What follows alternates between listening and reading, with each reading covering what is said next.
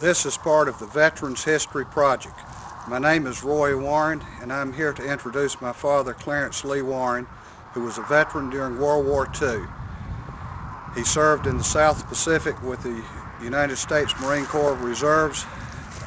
He was born June the 8th, 1920, on a small farm in Sampson County, North Carolina.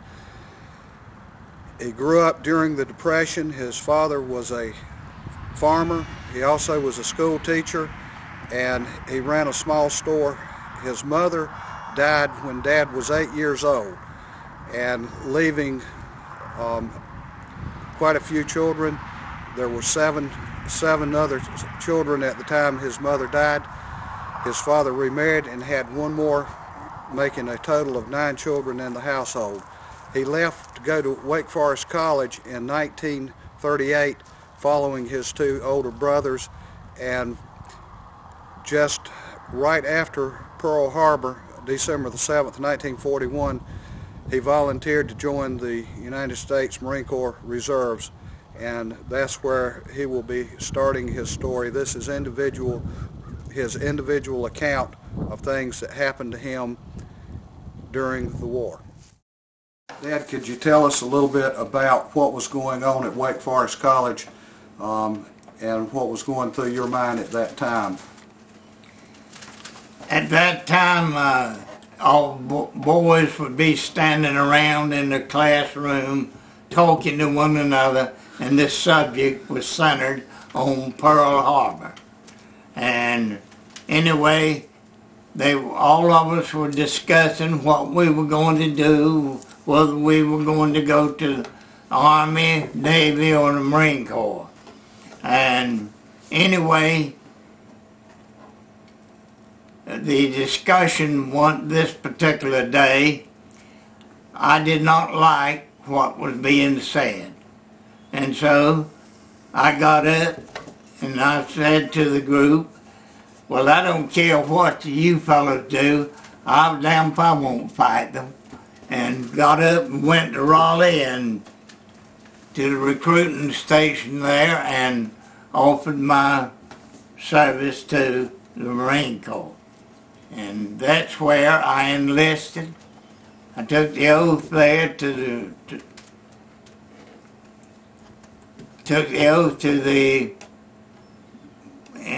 the presence of this man in charge, and I was examined there temporarily, and that's it. How about the physical examination you got there?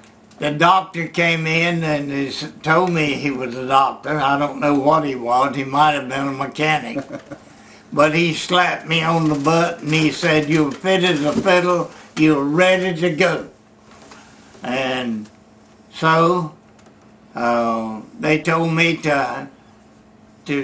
I couldn't go that day. I had to wait, and they would call me when I was ready. So I said, well, I'm going across the street and get me a cup of coffee. And I walked across the street, and a boy followed me in the door there, and he says, "Are you Clarence Warren?" I said, "Yes." He said, "You've been called to active duty."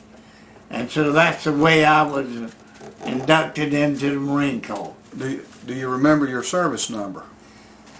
342314. I can also give you the number of my skivvies.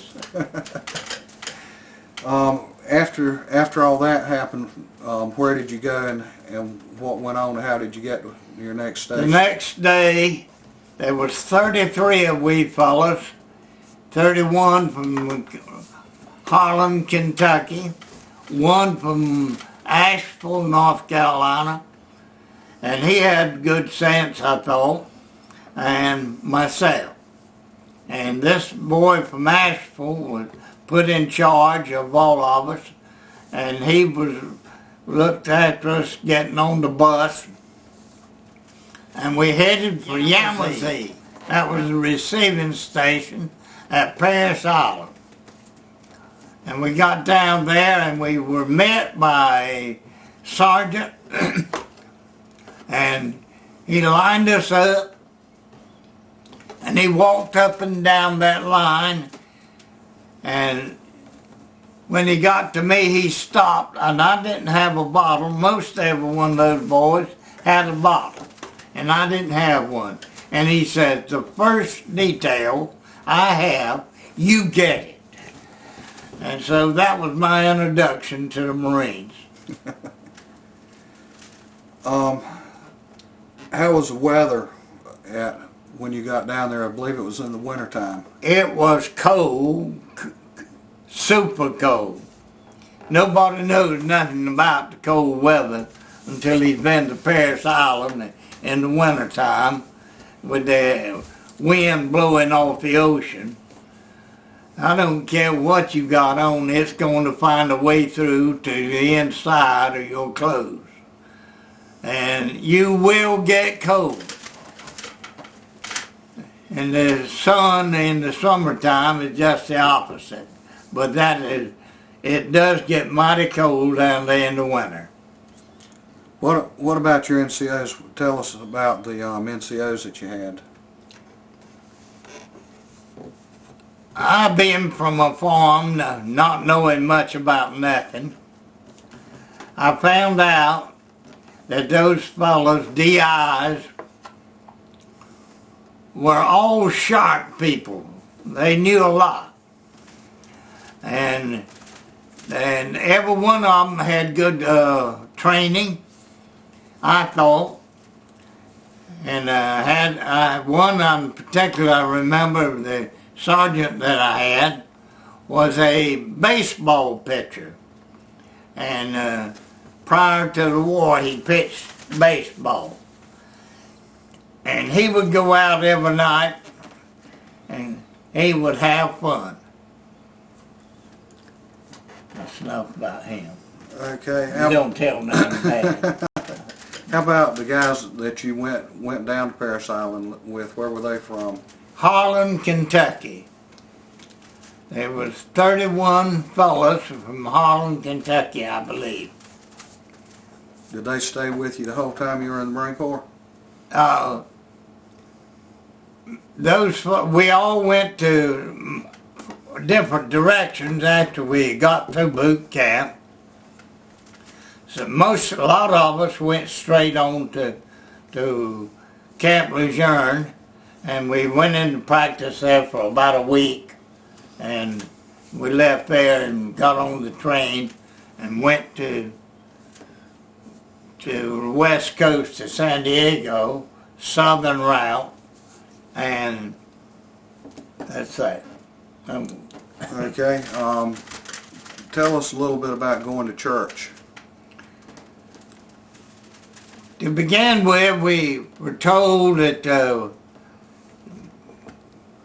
we were all from the Bible Belt, and the DIs all had some cute remark to make about everything. And it says, now, you can go to church tomorrow since it's Sunday, but you'll have to march. You will march down there and you will march back. And so some of us decided we didn't want to march to church. So the instructor, the DI, said, well, you will run rabbits if you don't go to march to church. And so everybody just about it decided to march to church, but there was a few of us that decided we weren't going to march. Stubborn yokels. And so we went out, and the DI took us straight to the swamp in the woods, and we went out, and he formed a circle over a large area, and then we started marching into the circle, and all of us were to catch the rabbits any way we could, hit them with a stick or whatever. What did they call that? And bopping the rabbit. Anyway, we got several rabbits that day, and we brought them in and skinned them And the cook, we took him to the kitchen, and the cook cooked them. When we did make use of. There was an incident that you've told about on the pistol range, shooting the .45. At that time, they were having trouble in Europe. It was right after Dunkirk. And we were told this wonderful story about this Tommy who knew the Tommy gun and the pistol real well. And he was going to demonstrate to us how to fire the U.S. 1945. And all the names fastened to it. Anyway, when he got through with that, and he picked the smallest one in the outfit, a young man who was not old enough to be in the Marine Corps, but he was in there. And anyway, he was later pushed out or just sent home. But the young man, he said, when I get through teaching this young man how to fire the U.S. 1945, the rest of you better know it. And so he worked us up till Frizzy showed up. And anyway, the young man got up there and he says, when I hand this pistol to U.S. 1945 to this young man, he will fire it.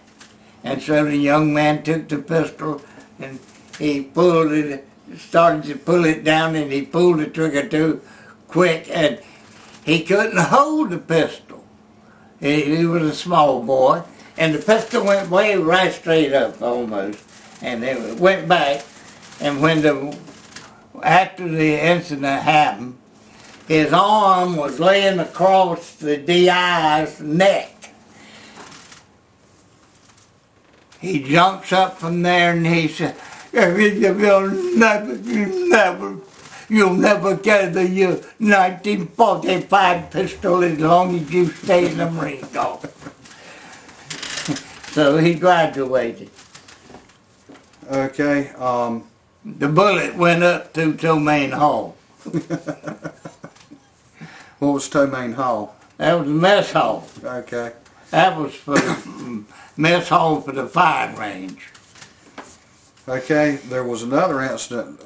What kind of rifle did you use when you were at Parris Island that you trained with, and what happened on that firing range? I had, all of us were issued the 1903 rifle, which was used in World War I, and that rifle followed me all the way through Guadalcanal, or I carried it through Guadalcanal. And anyway, the first day I was on the firing range on the Parris Island. I was firing that rifle, and a bullet lodged in the barrel. I couldn't get it in, I couldn't get it out. And so the DI came up, and he said, "Sit it, stop down on the ground." And I set it down, he hauled off, kicked it. When it did, it flew back, and it broke my collarbone here. And as a result, I left Parris Island with a broke collarbone. What was your DIs like as far as taking care of you in the barracks and making sure you got a good night's rest?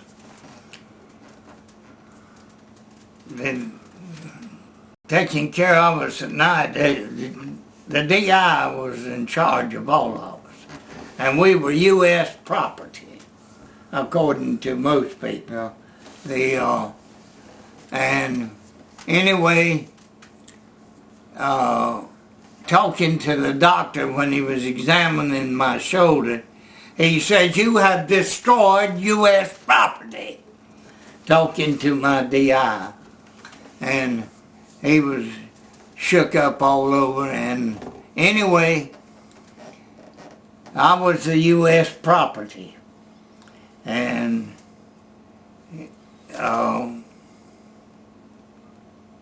when we went down to the sick bay, I walked in front of the DI. But coming back to the camp, I walked side of him. And things changed, and he was helping me along, and he looked after me very well. He got cussed out quite a bit. When at night, when y'all would go to bed, you would tell about how they would tell you to treat your rifle. The DI would always come in every night somewhere around 2 or 3 o'clock, and he'd come in and he would yell for us all to hit the floor. And so everyone didn't hit the floor quick got rolled out of his bunk. But anyway, what in the world are you doing? Your best friend is freezing and you are in the bed warm and under a blanket and the best friend freezing. Get out of that bed and get under it. And you put your rifle in the bed if it's your best friend. And ridiculous, okay, of course, you know. And so, we had to change with our best friend. So your rifle was your best friend. Yes. And we could never get over 6 feet from that rifle. Now, it doesn't matter where you were going. If you're going to the bathroom, 6 feet. If you have to measure it, measure it. But don't get over 6 feet from your rifle. When you were on the pistol range, Tommy that was your instructor or demonstrator showing you how to shoot the .45 pistol, you described him, the way he would act and try to... That fellow was brought over from England. He was a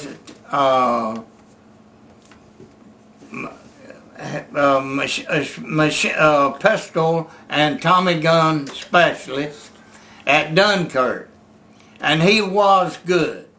He could hit that silhouette every time just as fast as it could turn it, and he was very good. In fact, he was about the best I ever saw with .45, and he could shoot it behind his head. He could shoot it under his arm, under his leg, and he was very good. And he demonstrated it. What would he do to impress you? I believe you said he was... Oh, the sergeant who was in charge of the pistol range would just show us how tough he was. He had a glass with a cake of soap in it. And he'd walk over to the spigot and he'd turn it on, and then water would run over the soap and he'd slosh it around and he'd turn it up, and the soap suds would run around his mouth, and he was real tough. He liked Blackbeard with burning his beard to impress us. You will. Let's go back to the training that you got at Camp Lejeune. What was the weather like when you got there? The weather was warmer. It was much warmer than it was down on the coast where we got the full sea breeze. But the thing that I remember mostly about the Camp Lejeune was that where I was taken prisoner and the exercise we had there, and they made me lay down in a mud hole.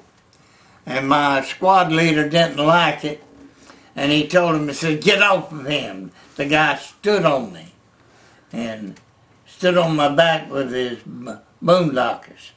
And my squad leader, Johnny Raker, told him, he says, "Get off of him." And he didn't get off of me right then. And so he just hauled off and hit him with his rifle. But that became a big stink at Camp Lucerne, North Carolina. What were your billets like when you were there? What did you live in? In the boondocks, we slept in pup tents. And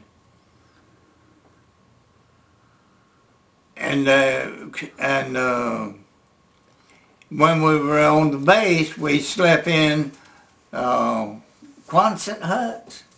Is that what they were called? Yeah, those little metal. Yeah. Chicken houses. And you still used the same 1903 Springfield rifle? We were still carrying, I still had the same rifle. The same one, okay. Did you go through any amphibious training there? Yes. One thing I didn't tell, when we first went, when I first got in with I Company, 37, it was called the pontoon deal of the Marine Corps. They had rubber rafts. That's the name of that. Did I ever tell you about them? No, tell it. You get on a boat, and the boat would be pulling the rubber raft, and when they break you loose from the boat, the thing would fold up and kick back, and everything on the rubber raft would go off. And then you had to swim and get back on the boat, on the rubber raft. And I was so glad when they did away with that, with us being in the pontoon outfit of the Marine Corps. I was real pleased to get out of it. I didn't like that thing. While you were at Camp Lejeune, you were given a chance to go to foreign language school. Major came in one morning and said, "Private Warren, you want to go to foreign language school?" I said, "No, sir." And he says, "Well, what did you join this outfit for?" I said, "I thought it was a fighting outfit." And boy, that was my undoing. He said, "Report to I-37. And I said, "Where are they?" He says, "Come over here." And we walked over to a window, and he said, "That's them getting on that train." And we went across North Carolina to Asheville and down and to San Diego. Was that a non-stop trip? Non-stop trip. Well, the train would stop every now and then. We went down through Mississippi, Alabama, and of course the southern part of the country.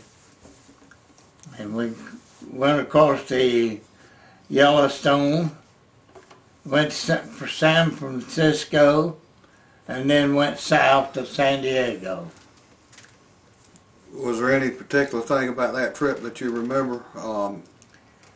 At that time, the Japanese had let loose some sort of air bomb, and it landed in Canada, I believe it was, and we were all concerned about that. It was a very enjoyable trip, except that train was slow. Some boys got off the train and would walk side the train. And it took us a whole week to get across the country. Okay. When you went to San Diego, were you able to visit the city? We were allowed to go downtown in San Diego. We weren't there but about a week in all. And I got into a lot of mess there. We had a beer hall over there, and there's some fellows went over there quite a bit. But, I was there twice, going and coming. And I've always believed that we were got to come home when we did, because we're having a lot of trouble here in the States with zoot suitors. And we were told we got problems, and we don't want none of you going on liberty unless you go in groups of threes. And we had our belts, and all of us practiced. And anyway, we were to go downtown that first night, and they didn't want to see no zoot suitors on the street the next day. Well, I want to tell you, we went. We went in groups of threes, and we had time finding a zoot suiter that night. But next day there weren't no zoot suiters, and we didn't have no more zoot suiters. They were just, they had that long belt and chain they carried by the side, but they got their fill. You told something about a special rule about saluting officers on the West Coast. Oh, one of the fellas in my outfit was named Randolph Wilkes Booth. And he was about as cornfield as you could get. You couldn't find anyone that was any worse than him unless it was me. But then his name was the man who killed Abraham Lincoln. And he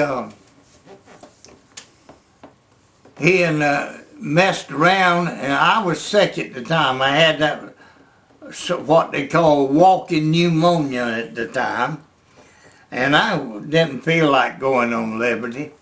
But he and I were the only two people left in the camp at the time. And so, anyway, we finally decided, after everybody was gone and all, we'd walk downtown.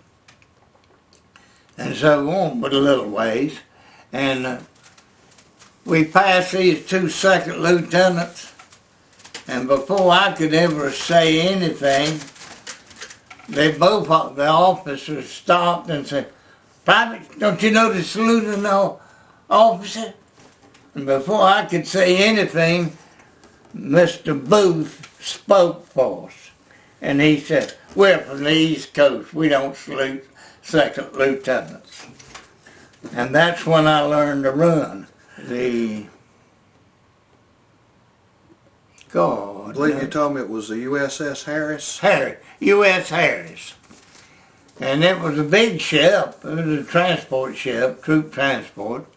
And I'd never been on a big boat like that. But anyway, I got to know that ship pretty well. And we rode that ship all the way to Samoa. What Samoa? American Samoa. We went to Apia, Samoa. What was the route that you followed? Well, we went to Pearl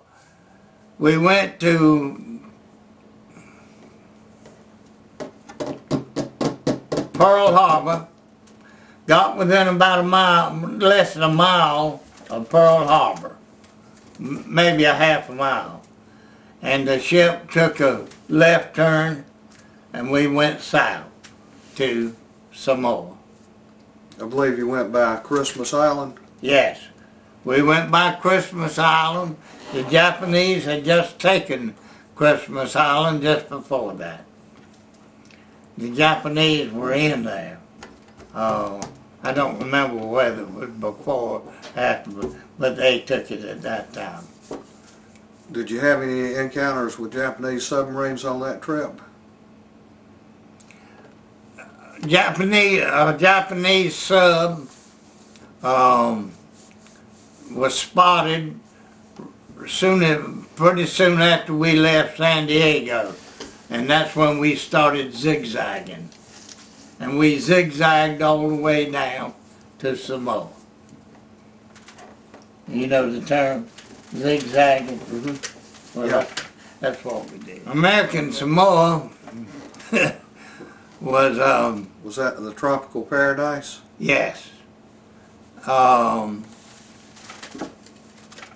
We lost a young man down there. We went out one day. We pulled into a harbor there and stood on the boat waiting for orders from Washington. We stayed there about several days, and anyway, one morning our commanding officer took us for a hike, and we went out and we got on the beach, and one boy stepped off of a rock, and he went down and never came up, and he was drowned. We had the natives go down and get him, and they knew how to swim in that water, and they got him and finally got him out, but he was drowned. We rode the Harris to American Samoa, and we got off of that and got on this boat that Admiral Byrd went to the South Pole on. And it was a geological survey boat, and there were no conveniences on the ship for troops. Okay. How long did you say you stayed at American Samoa? After that, the orders finally came down from Washington for us to go on a raid. If you remember, at the time, Japanese were all over the Pacific. My company was chosen to go to Wallis Island and raid it, and this the 2nd Raider Battalion of the 2nd Marine Division was chosen to go on a raid in one of the Caroline Islands. And when they went, we didn't encounter but one Jap on Wallis Island, and they encountered a bunch of them. And 19 of the fellas that went on that Caroline Island raid was caught, and their heads were cut off by the Japanese. And after the war, I was riding through Clinton, and I heard the radio announcing that they were in Washington fixing to honor these 19 men for having their heads cut off. You were in I Company. I Company. And you called it I-37. I-37. And what did the 3 and the 7 stand for? I stood for the company, and 3 stood for the battalion, and 7 stood for the regiment. And that was part of the... And the 7th regiment was the regiment that I belonged to. And that was part of the 1st Marine Division? That was part of the 1st Marine Division. When you were at American Samoa, where was the rest of the division? The rest of the division had gone on down, and they went through the Panama Canal. And they went across and went down to New Zealand. And that's where all of us were supposed to leave from, but we were on a special mission. We were going to go to Wallis Island and take it and make a landing base there for planes that fell in the water. And that's the base where Rickenbacker fell in the water out there, and they were able to go out and find him after he'd been in the water a week. One interesting thing about Rickenbacker there, he had nothing to eat for a week except one seagull that landed on his head when he was in the water, and he reached up and grabbed him, and he ate him. That was Eddie Rickenbacker, the World War I ace. Yes. What was Wallace Island like while you were there? Tell about how you landed, what kind of boat you were on, and We landed on Wallace Island. We had to walk ashore on the call. It was called all the way around the island. what kind of boat did you ride up there on? We got off on a. Did y'all have the Higgins boat? I believe that was the Higgins boat at that time. It was. And we, anyway, we went as far as we could go on the boat, and then we had to get off and walk on the car. And Max Robbins from down here at Winnebago and I were the scouts, and we were sent ashore to see if there was any Japs there.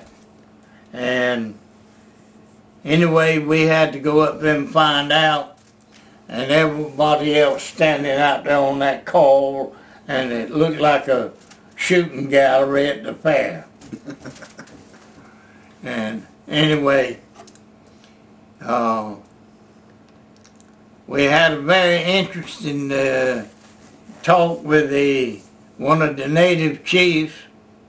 When Max and I waded ashore, got ashore, we went in, and the villages came out, people in the villages came out to meet us. And I was talking to Max. I said, Max, we got to make friends with them. And he was chewing tobacco and it's all the damn that I do, that's your job. And he says, and so I said, well, I'm going to try to make friends with them. I'm going to set my rifle down, and how about you covering me? And so he got his rifle, he had it cocked and all, and the natives were all over here, and so I stuck my hand out, started walking to them, and they started backing up. Anyway, we finally he got stopped, and I did shake his hand, and he wanted then to shake hands with everybody. So Max didn't want to shake hands. I told him, I said, you got to. So anyway, Max and we shook hands with that bunch there, and I said, I knew it was a French island because I had the broken language. And he says, I decided I'd use French on them. And I said, parlez-vous français? And that was all the French I knew. And so anyway, the little girl over there, well, she looked up to be about 13 or 14 years old, young girl. And she said, oui. And I caught it. I understood what she said. So I motioned for her to come over.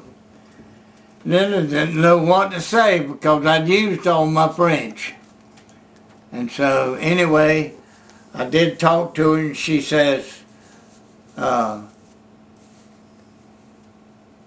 Walisi Americana Lele. I had one word now that I didn't know. Lele, I didn't know what that meant. So I said, Walisi Japanese. Walisi Japanese Kobe. I had two words, didn't know what either one of them meant. So I said then, Walisi Americana Lele, Francais Lele. And she shook her head, and then I said, Japanese Americana Kobe. She said, Japanese Americana Kobe. So I knew what the words meant now. Kobe meant bad, and Lele meant friends. And so that's how we got ashore on the first initial landing in the Pacific. That was a French island. Yes. What? How did the French act? There weren't many French there. I saw 2 French servicemen there, and they had 22 rifles. You mean 22 caliber rifles? Yes, 22. Little things. They were that caliber. I mean that size rifle, and they didn't have a whole lot much more sense than I did. So it made a bad deal. But I turned around to the girl then, and I said, Japanese? And I pointed up the hill, and she shook her head. I said, there ain't no damn Japs up there. And so I turned around and called my signal to my crowd out there in the ocean that looked like a damn sitting gallery in the fair. And they come on in. I believe you had what about the encounter with the French priest that was at the line? At that time, there was a French boat pulled in there with us, and there was the French priest that was there, and he tried to get the natives to fight us with their bolo knives. Every one of them had a bolo knife hanging down the side of them. All the girls were naked, and all the men had them strapped around their body, and they all men had a bolo knife, and the chief had his handkerchief, and he reached down in the water and he dipped the water up, and he slapped a native, the chief, in the face with it. You mean the priest had it? The priest slapped him. Okay. He had the rag, handkerchief, and he slapped him in the face with it. And a couple of Marines stepped up and they kind of egged him on with their bayonets on their rifle. And they took him right on out to the boat and put him on the ship and carried him down and you cowed on it. That's what they said they carried him. What was Wallace Island used for by the U.S. forces? It was a staging area for supplies. It was every foot of land on that island had a pile of something: food, ammo, gasoline, and the whole island had, and there was one road right after another, and they were just a few feet apart. You could drive a Jeep or maybe a truck down between them, and they put that stuff on that island, and that's what we fought the war with. When you first got there, you told about an airplane, the one airplane the Marines had when they were on Wallace. First airplane in the Pacific at that time that I knew of was a biplane, 2 wings, and it was a seagoing deal, and had boats on it, you know. Floats, yeah. And we pulled that plane back up on the beach, and the Marines helped the pilot pull it back up there, and we pushed it back into the, got it going in the water, kept it in the water, and we pushed it, helped him get started, and he took off from Wallace Island. And I think he went to one of the other islands out there. I don't know just where he went. Okay. What was the weather like when you were on Wallace Island? The weather was rained every day. All of a sudden the cloud would come up and it would rain and then it fell off. But when the lightning would strike, we referred to it as grease lightning. It was very sharp and fast. Faster than the lightning is here, in my opinion. You stayed, where was your first night when you stayed there? The first night, we spent the first night in a crater for a volcano. And I have some of the ashes here now. I hope that was inactive.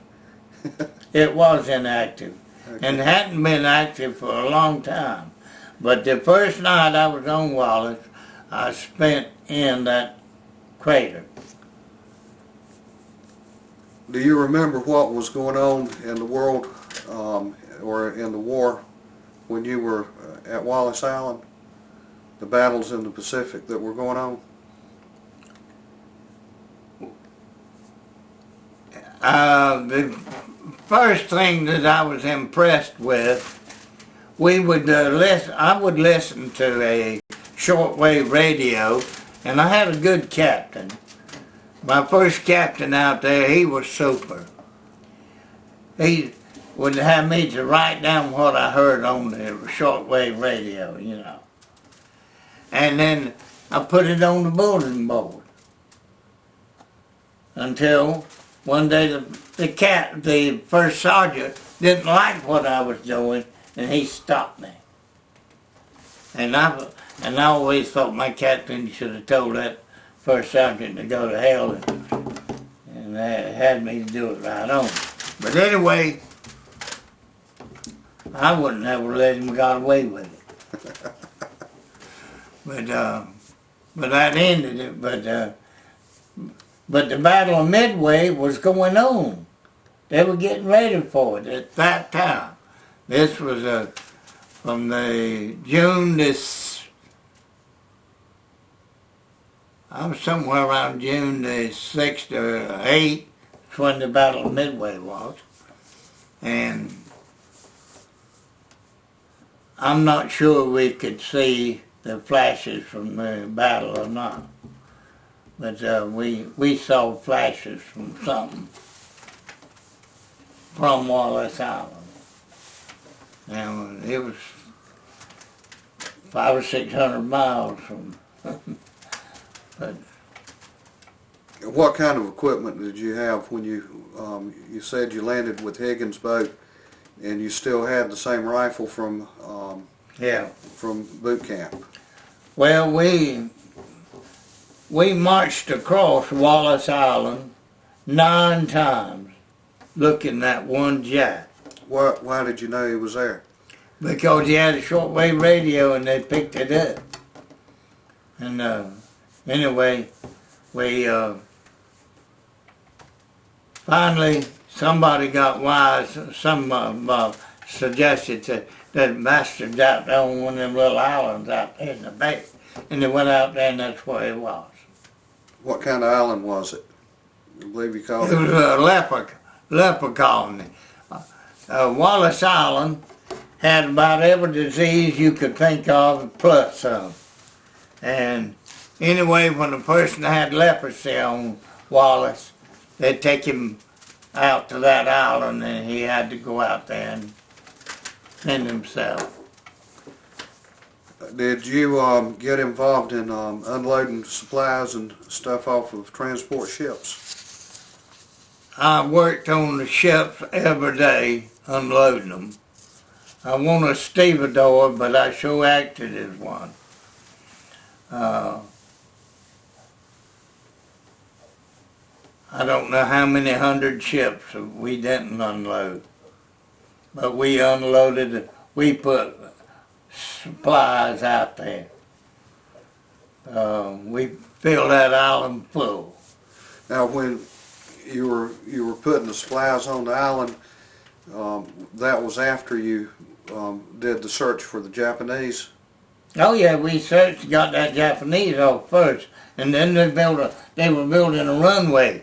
At that time, they built a runway, and this was called a roller coaster.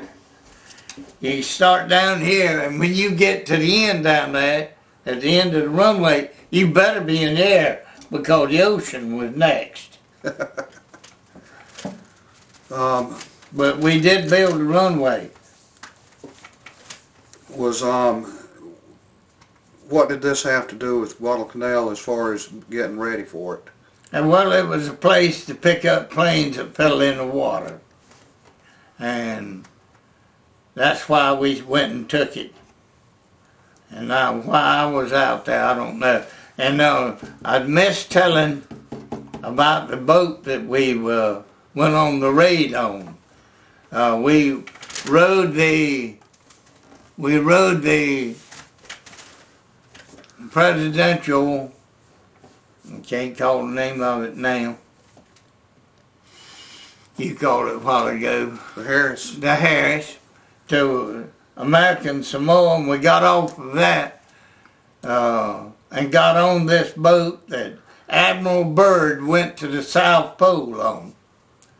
And it was a geological survey boat, and there were no conveniences on the ship for troops. And I remember where I slept that night. I slept in the iced potato basket side of the smokestack. And when the ship rocked in the water, the moon was up, and I thought a shell had exploded above the ship. But the aircraft, for the defense on that boat, everybody was to go to the side of the ship and shoot out if any planes come out. That was our aircraft, anti-aircraft. And we had several 3-inch guns. We had 5-inch guns, but 3-inch shells. And therefore, you had to put a sleeve in the barrel to shoot it. And so, we started off the whole war with nothing. What was the weather like on that particular trip? Rain every day. And we had to get this call so we could get the boats up to the beach. And for the demolition, we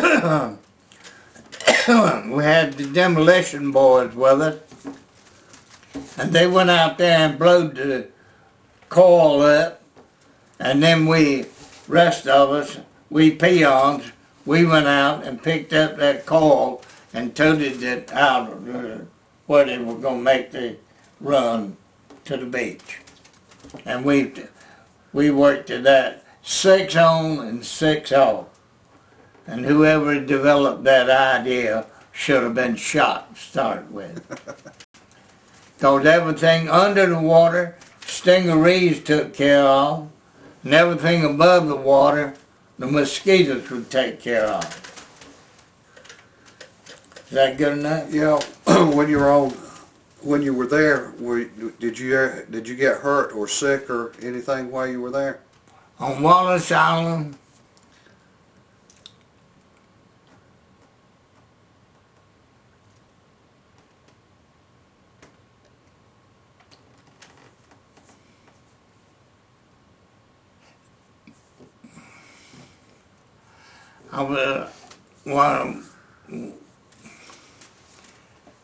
I was sick when I went out there. When I left San Diego, I had pneumonia. I went aboard ship, and I got well that day. And all of us thought that the reason I got well was the salt water. But everybody else got sick. I was the only person on the ship that won't feed the fish except the dadlim captain. And I thought he was too dadlim mean, and I was scared too bad. But anyway, ignorance was the name of the day. The filthiest place I've ever been. It was just every way you looked. Red eye, big leg, just something all the time. All the people sick.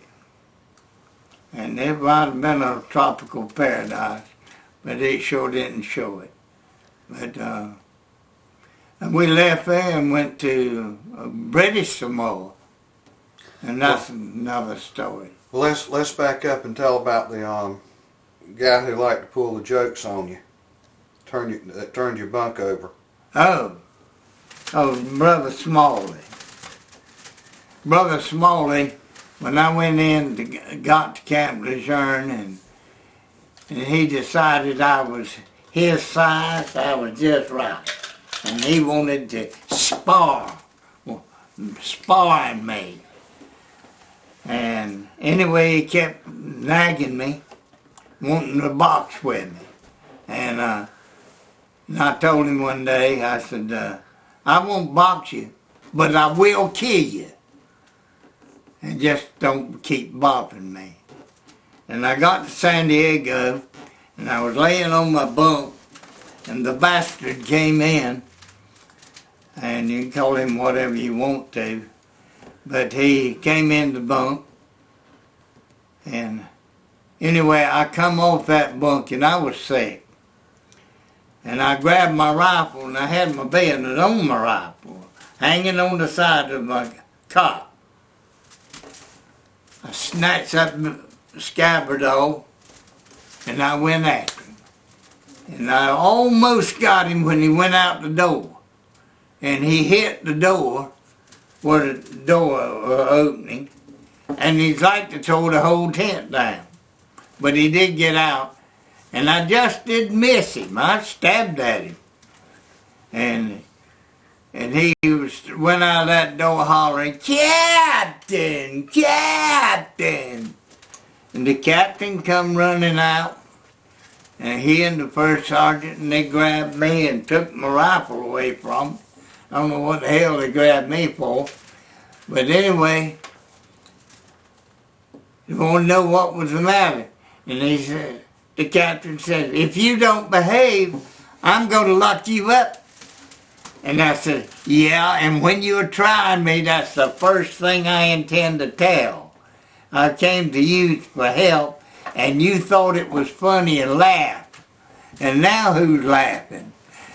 So anyway, the next morning, I was sent back to duty, and I've never heard nothing from it since. But they did lock me up that night. They put me in a tent. One guard behind the tent and one in front.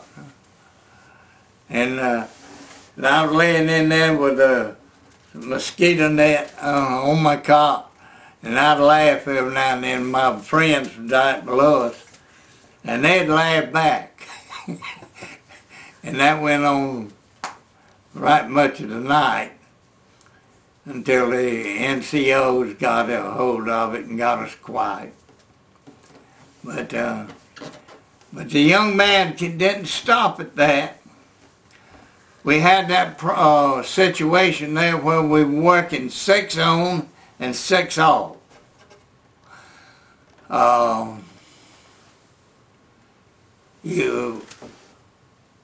And one night when I got off, I was tired. I'd been eaten by the stingarees and the mosquitoes, and they came in. And I was ill as a hornet, and I got there, and I had about 15 more gallons of water in my cot.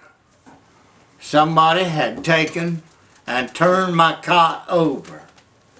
And I had this helmet, and he had turned it over. He took the ropes loose. And when I saw it, I asked my buddy, Max Robbins from Winnebo, North Carolina. I said, Max, he was my friend. And I said, who turned over my bunk? And just as he started to tell me, I turned around and I saw him calling out of his. I didn't ask no more questions. I knew who it was. And I had my rifle loaded. I didn't have it cocked, but I pulled that boat back real fast and I leveled off on him. And as he went behind this tree, I shot at him. I just did miss him. My bullet hit the tree and ricocheted off. And I saw him go in a crouch, and he went for the woods. And anyway, didn't nobody else see him till the next day. And that night, the captain called out all the scouts. The scouts went out there in the woods looking him, and they looked him at about 10 o'clock, and they didn't find him.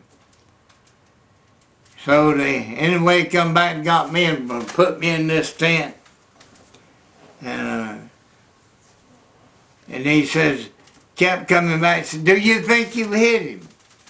And I said, I don't know, but I did my damnedest. And, well, I did know I didn't think I hit him, but I came pretty close. And anyway, the next day about dinner time, our phone rang, and it said, there's a boy over here, said somebody shot at him over there last night, and he's scared to come home. I said, send him on back. I'll shoot him. So anyway, they took the Jeep and went over there and got him. And he was in my sister regiment, my company, down to one further over. And they got him and brought him on back. And then they had to have a deal with us, the captain did. So they got me and he and I, and they went down and made a decision which one to keep. They were going to transfer one of us.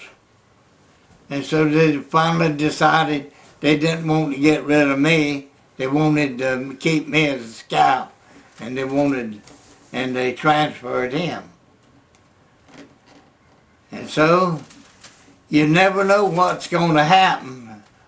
And just a little while later, when we got to Guadalcanal, we were going on a blitz, and I didn't know that rascal was anywhere near, but we were lining up, and this Japanese came up right behind me, just a few feet away, 10 or 15 feet, and he was pulling his pistol down to shoot me. And then I heard this M1 go off, whoop, whoop, whoop. And I saw this Japanese, and he had shot the Japanese. And that boy that shot the Japanese was the one that I shot at a while sooner over on Wallace Island. And that's that story. I believe he got a souvenir out of that. Yeah, so he come running up, I want that pistol. And I said, you can have it. But, So he got the souvenir and was happy. yeah. This section is about the ship ride from Wallis Island to British Samoa. Okay, Dad? We were in Wallis Island, on Wallis Island, and we were leaving, and we were going back to join the rest of the Marine Division. And they used every ship in the Pacific, and the name of the ship that we got on was the Kamanga. It was a banana boat at the time, I think. And anyway, they had holes in the hull, and you could look down in the holes and see water. And it was most unusual. They had timbers across the in the boat to keep the thing from sinking, and the rudder would run out of the water, and it would sound like a big peal of lightning and thunder. And anyway, it was one of the filthiest boats that I ever rode on in my life. That particular night, the captain of the ship and I were the only two that I saw who were not vomiting over the side. Everybody else was. And the vomit on the floor was terrific. It was splattered everywhere. Filthy as it could be. And we were going back to British Samoa. Anyway, we got to, on the way back, it's about 300 or 400 miles, just a little ways from Wallis. And we rode that boat, and the rudder was constantly running out of the water. And when it did, it would sound like, when it would come out of the water, it would sound like a big peal of lightning and thunder. And anyway, we finally got there, and we were so dirty, we weren't allowed to continue on to Guadalcanal at that time. Well, the general sent us in, put us in quarantine, and we spent about a week there then cleaning up.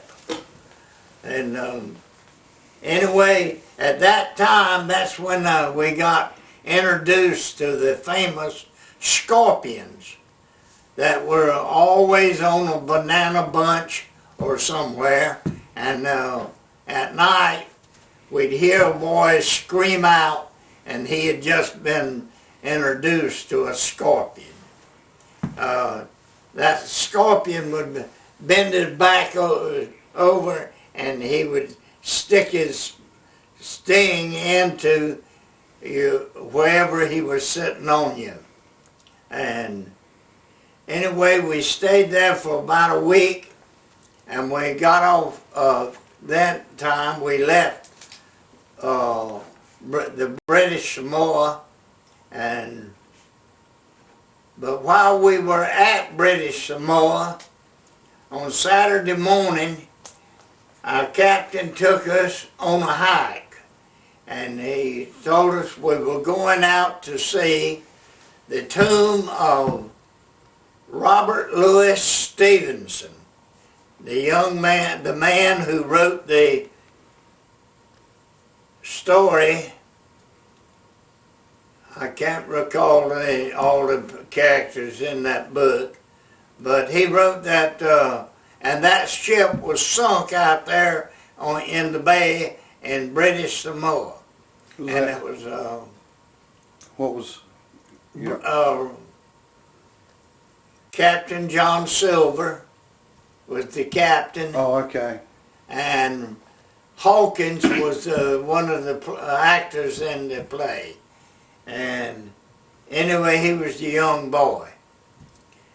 And if you'd ever read the book, it was real, and the scene was was just as vivid as I remembered the book in the book. The hull sticking out of the water, but we walked out to, hiked out to Robert Louis Stevenson's tomb, and he's buried out in the center of the island, sort of, where it was kind of a desert-like place, and he's buried out there. Had a large monument, and that was our deal on the British Samoa. This shot is going to be after you leave British Samoa, the ship ride to Guadalcanal. Go ahead, Dad, it's running. We got aboard the U.S. Jackson, I believe it was, and we headed for Guadalcanal. And we went south and went up through the Coral Sea. We went around Guadalcanal and came back in from the north. And in crossing the Coral Sea, a typhoon was passing through also. And of course, we tried to make way for it and let them go first. And we rode the tail end of that typhoon into Guadalcanal. We went by a ship, one of our aircraft carriers, that was hit in the Coral Sea by the Japanese, and it finally sank, and it was on fire when we passed by. And anyway, that was the U.S. Wasp, and it was on fire, and we went around the west end of Guadalcanal and came in from the north side. We landed on the Guadalcanal. I forget which one the landing place it was Yellow Beach or Red Beach, I don't remember which. But anyway, we landed there that day on the 18th. And we went ashore, no opposition, and everybody was all excited, but we went ashore, but we unloaded our supplies. We just took it off the ship and just carried it inland a few yards, threw it down, run back to the ship and got another load, and we did that all day long. And there's no need to say we didn't work hard, because everybody was dragging when we got through that day. And we supposed to have broke the record of unloading a ship by man. What happened as far as what was going on in the rest of the war? I believe there was a naval battle going on. The Japanese and the American Navy was in combat out in the Coral Sea at the time. The Japanese were more afraid of the typhoon than they were us. And so we could see them on the horizon every now and then, but they didn't dare come after us for that reason. And the North Carolina battle wagon was hit that day. You remember anything about the aircraft carrier? All I can remember about the aircraft carrier was that it was on fire and a huge smoke coming up from it. We got within a few, just a mile or so from it, and we could see it well. Which one was it? The U.S. Wasp. Okay.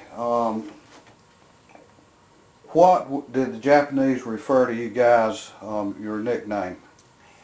we heard all sorts of stories about the Japanese, about some of the tales that they were telling, about how vicious they were and so on, and whether they were so or not, as I don't know, but it sounded mighty good. The Japanese would, one man would have a machine gun strapped to his back and another one would run behind him, and he would hit, the man with the machine gun would hit the ground, and then the fellow running behind him would start shooting. And that's the way the story came out of the Philippines. And another story was what was you I was going to tell? What did the Japanese call you guys? Oh, the Japanese tried to scare us, but some of us didn't pay much attention to it. But anyway, we were referred to by the Japanese as the Chicago Cutthroats. And of course, all of us at that time were kind of liked the name all right. We didn't object to it too much, but we were referred to as, at that time, as the Chicago Cutthroats. Went down to the Lunga River, and the Japanese, a couple of Japanese on the other side of the river, came up right straight across from us, and we were sitting there with the other young man that was with me, had the earphones on, and he was in direct contact with our colonel. And anyway, he got scared and started to run. And I reached over and grabbed him as he passed by me, and I snatched that earphones off and put them on, and I told my colonel that the young man had gotten nervous or something, and anyway, the colonel said, well, shoot him. But I couldn't do that, or didn't do it. And he said, I told him just sit still. And anyway, talking to the colonel, he was trying to tell me what to do. And the Japanese walked down the river about 20 yards and came across, one of them did, and came across the river and headed back up toward us. And just before he got to us, he turned and went up toward the line. And just as soon as he got out of hearing distance, I talked to the colonel again and told him there was the line, back to the line where we were connected to. And I said, there's one coming up, right about where we are.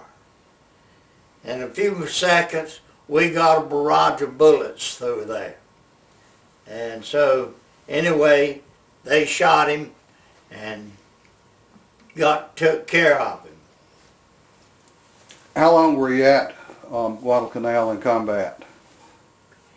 We spent 96 days on Guadalcanal. I was never, during my whole stay on Guadalcanal, I was never behind the line but one time, and that's when I left and when I went in.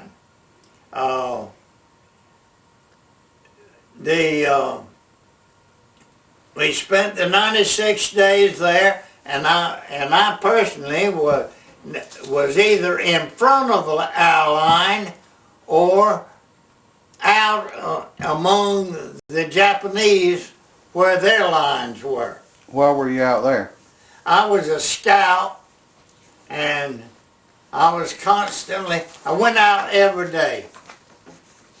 And one thing I want to mention at this point, this where we went in was just off Bloody Knoll, and we took up a section in the line at the Bloody Knoll, and that was just north of Henderson Field. And Henderson Field was less than a mile away. We could see everything going on the airport. Was the Battle of Bloody Ridge already over? And tell me about what you saw there. There were two battles fought on Guadalcanal when we went in. The one on Tanaroo River was the first battle. And the Battle of Bloody Knoll had been fought. And that's where we set up the section in the Bloody Knoll where that battle was. And there was over 1,000 dead Japs laying there on the ground all around. And we set up and we spent 2 or 3 weeks there in that line. Took that section of the line. But the Battle of Tanaroo had been fought. It was the first battle. And it was fought not by Japanese, but they were what they called the Imperial Troopers. They were huge fellas that came, that were Koreans. I don't know the whole story about it, but when the battle started, this troop of Imperial troopers were coming over the ridge, and the Marines had a battalion of fellows sitting down at the bottom of the ridge, and they were given orders not to fire until the signal was given for them to. And so the Japanese came over the ridge, and they got about halfway down it when they opened up, and it was a turkey shoot. Didn't any of them get away.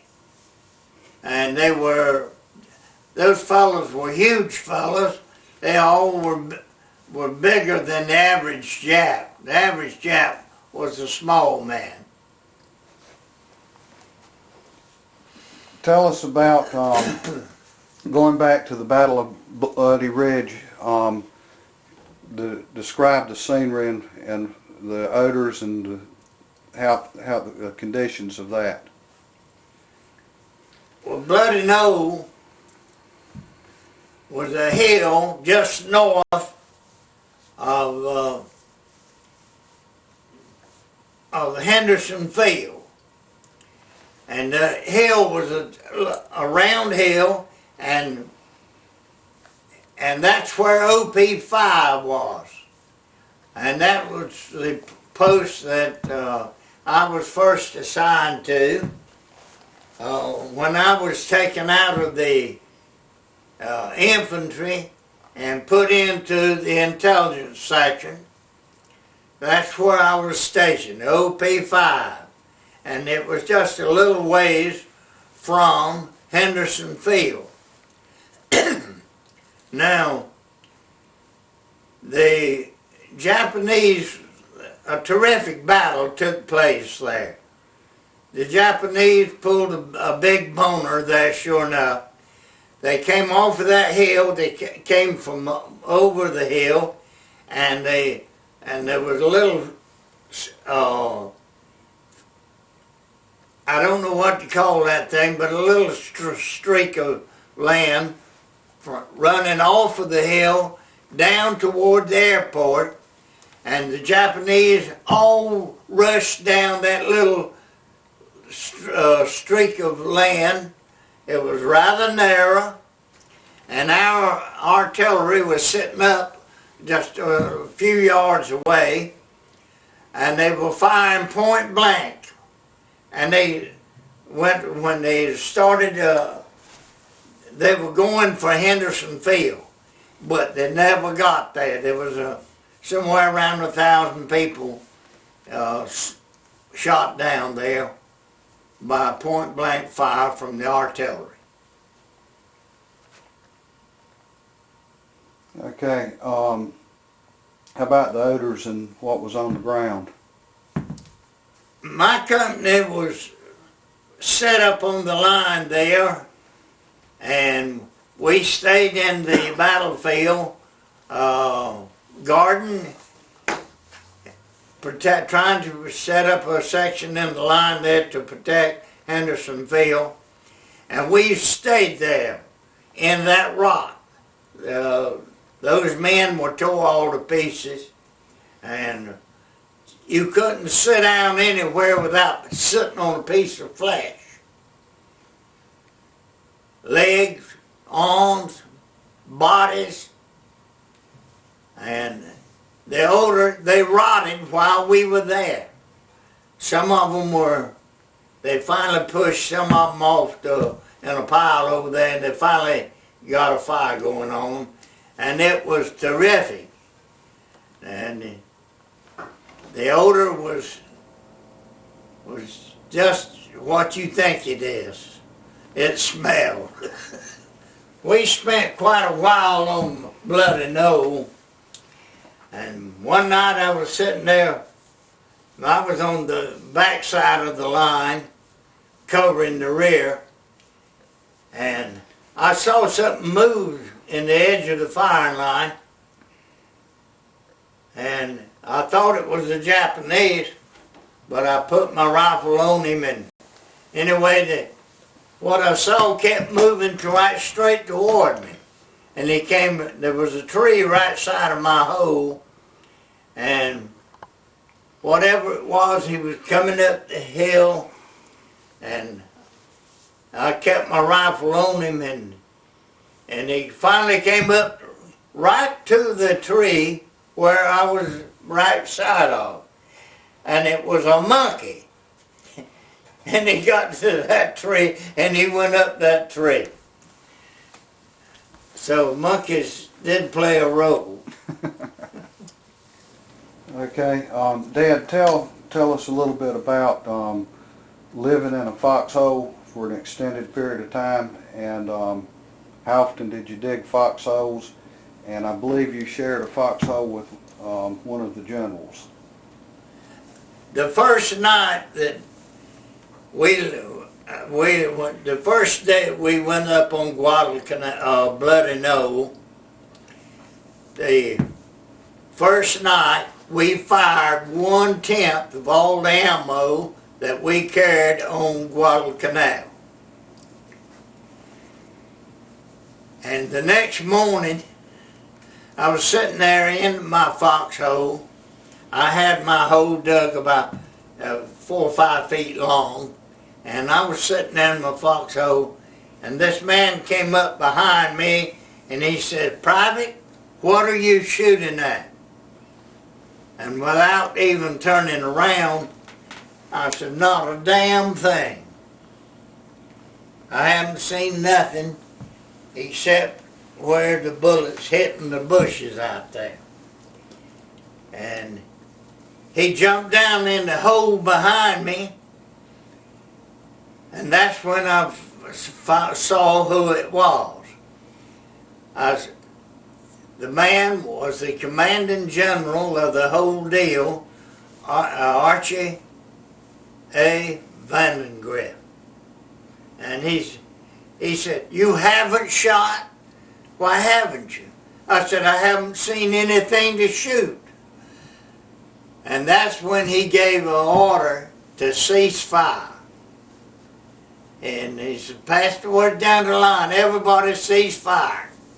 And so they got everybody to stop from firing. And he got up and he spoke to some of the people there was non-coms, and they told them to send a squad out there and see what was out there. And they sent a squad out there, and they found 2 Japs shot up, but that was it. the Japanese had a habit of coming up to the line and trying to get us started, and they had a habit of setting off a bunch of firecrackers. And that was the reason they got us shooting so. But after that, we learned better. Let's go back to the actual landing. When you went on to Guadalcanal, was that an opposed landing, and what kind of boats did you ride, and how was the weather? We would have lost the war if we'd have kept using the Higgins boat. But after Guadalcanal, they went from the Higgins boat to the landing craft, and that was a much improved boat. The door would open in the end of the boat and we'd run out of it. But the Higgins boat, you had to roll up, stand by the side of it, and roll over the side. And it was a much better boat and a major improvement. And so that's the story. Now, the Higgins, a lot of people might have thought a lot of the Higgins boat, but I didn't think nothing of it. You went over the side and you would always go down. And one boy always told me, he said, I went down 42 feet before I couldn't stop. But that was an exaggeration. But anyway, the Higgins boat, in my opinion, we'd have lost the war if we'd have had to fought with that thing right on. But the landing craft would shoot up on the beach, and you would be on land, and you could just run out the boat. We were, after we landed on Guadalcanal and were set up on the line north of Henderson Field, the sergeant came up and said, well, I want 2 volunteers to go to the Lunga River and set up a listening post. We understand we're going to have an assault there tonight.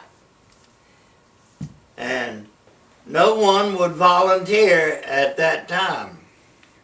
Finally, the sergeant made a comment that was uncomplimentary, and anyway, he made a remark, and at that time, I didn't like what he said, and I said, Sergeant, I'll go with you. Well, he didn't want to go, but anyway, from the time that we landed on Guadalcanal, the Japanese bombed us daily, around the clock, 6, 12, and 6. We could look up in the sky and we could see 24 bombers and 25 fighters. And that was their strategy in the bombing. They came in every day, 6, 12, and 6. And the way they would bomb, they didn't use the bomb sights that we had. They had a method. One plane would run right straight down the runway with a smoke screen, and another one would come across the runway, and they were marking it so that the bombers could have a target to hit, trying to hit that cross. And they would hit it, they'd put holes all over the runway, and just 5 or 6 hours after they'd leave, our crowd, engineers and people hauling the dirt would have the holes filled up, and they could land again. But our crowd, our Air Force there was very small, but every one of them was determined. And it's amazing the stories, some of the stories that came out of Henderson Field. Some of the fellows had to be carried to the airplane on stretchers and set in the airplane, and they went up. And they were real fighters. They fought hard, and they would take off. And I know one day they went up, and we were down to 3 planes, and one man went up and he got lost up in the sky, in the sun, and this raid started, and he made a dive down through the bombers, and he knocked one bomber out, and the rest of them unloaded their bombs, and they fell in the edge of the water, and there's a lot of water spouts out there in the ocean. Went straight up. It was amusing. It was a very interesting sight to see. This is a continuation on Guadalcanal. Dad is telling about being on or near OP5. Go ahead, Dad. And going in to take our position in the line, all of us had weapons that was used in World War I. I carried an 03 rifle until I went into Cape Gloucester, and that's when I got an M1. But all of us had 03s except the machine gunners, and they had air-cooled 30 caliber machine guns. We had 60 millimeter mortars and 81s. And were some of the machine guns water cooled? The machine guns were water cooled.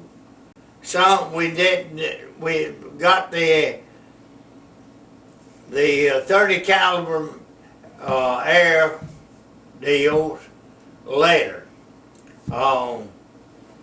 The BAR was the main weapon that we used in the line for the heavy weapon. That was the BAR was a Browning automatic machine gun, and it was very good.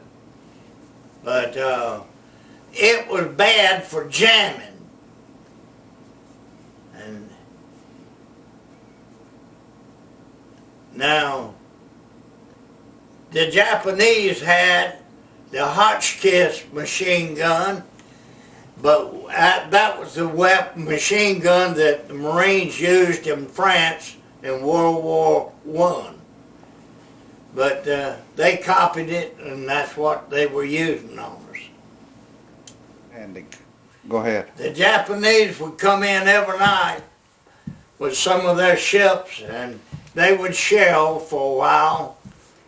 And always they were aiming for Henderson Field. And one night, the 2 mortarmen headed up by Lou Diamond, who was a super mortarman, he and Lambauser. But Lou Diamond was right on the beach, and he had his men. He told them not to shoot until he gave the orders. Well, the Japanese pulled within just a couple of 100 yards from the beach, and they were proceeding to shell Henderson Field. And finally, when Lou Diamond gave the order for his men to open up with the mortars, and the mortars began to fall on the ship, the Japanese didn't know where they were coming from. Well, he was right under them on the beach himself. And they were dug in, and they laid a batch of mortars on them, and they had to decided they better run, and they took off. So he reports the Jap Navy with mortars. And if you've ever been in a Navy, in a barrage of mortars, you ain't going to hang around long if you can get away.